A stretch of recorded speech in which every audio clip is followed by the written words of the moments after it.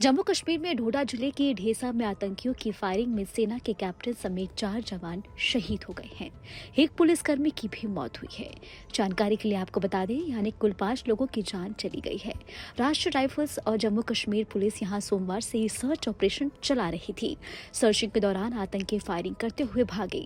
घना जंगल होने की वजह से वो बच निकले। आपको बता दें कि सोमवार रात 9 बजे के आसपास फिर गोलीबारी हुई। इसमें 5 जवान गंभीर रूप से घायल हो गए।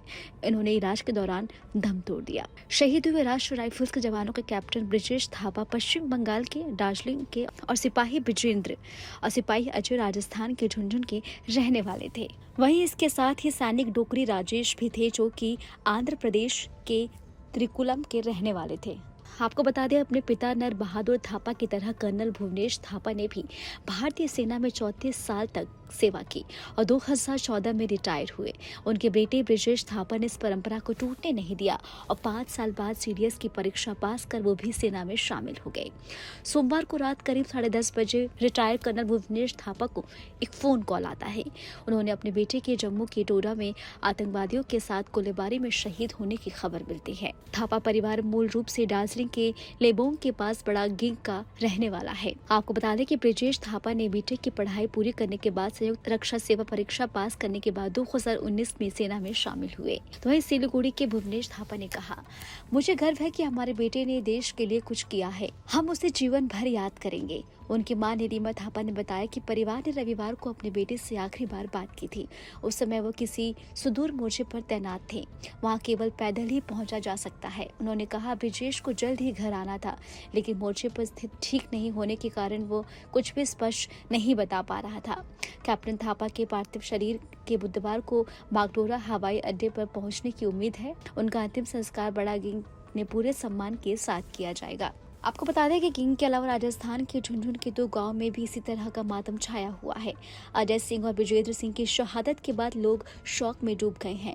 भेसवत के रहने वाले अजय के परिवार को मंगलवार सुबह उनकी शहादत की सूचना दी गई। बुधवार को उनके पार्थिव शरीर को उनके गाँव पहुंचाया जाएगा। थापा की तरह ही अजय के पिता कमल सिंह भी सेना में थे। वो 2015 में रिटायर हुए थे। वहीं उनके चाचा कमल नरूका वर्तमान में सिक्किम के 23 राजपूत रेजिमेंट में तैनात है। जानकारी के लिए आपको बता दें कि अजय के छोटे भाई रविंद्र ने कहा, हमारे परिवार के कई लोग सेना में सेवा दे चुके हैं। हम हमेशा की तरह अब सुबह उठे, लेकिन अचानक पता चला कि अजय आतंकवादियों के साथ मुठभेड़ में मारा गया। पूरा गांव शौक में है। हर किसी को देश की सेवा करने और देश की सेवा में खुद को बलिदान करने का सौभाग्य नहीं मिलता है। झुंझुनू में एक गांव झुमोली कला की डाड़ी में भी विजेंद्र सिंह की मौत की खबर के बाद शौक की लहर है। विजेंद्र सिंह 2018 में सेना में भर्ती हुए थे और उनके 2 बेटे हैं। वो आखिरी बार फरवरी में गांव आए थे।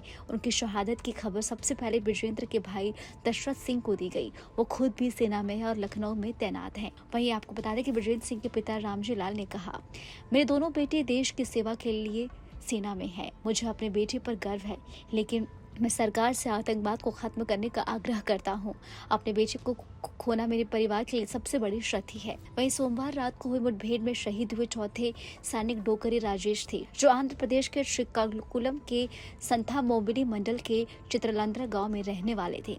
एक ग्रामीण के अनुसार राजेश चरवाहों के परिवार से हैं। उन्होंने कहा, राजेश और उनके छोटे भाई को शिक्षा दिलाने के लिए परिवार ने बहुत संघर्ष किया। वो 6 साल पहले सेना में भर्ती हुए थे।